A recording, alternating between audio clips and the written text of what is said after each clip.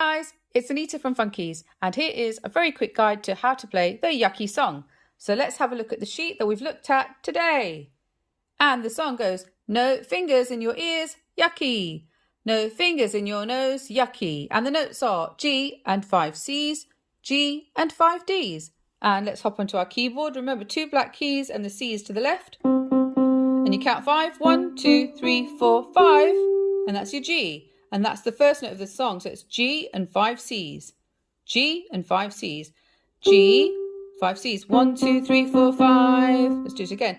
G, C, C, C, C, C. And the next line is G and 4 D's. G, D, D, D, D, D. Yeah? Let's do it again. First part. G, C, C, C, C, C. Part 2. G, D, D, D, D, D. Now we'll work on the next part in a few days. So get that first. Give us a thumbs up if you like it. And get practicing with your Yucky song. See you soon, guys. Bye.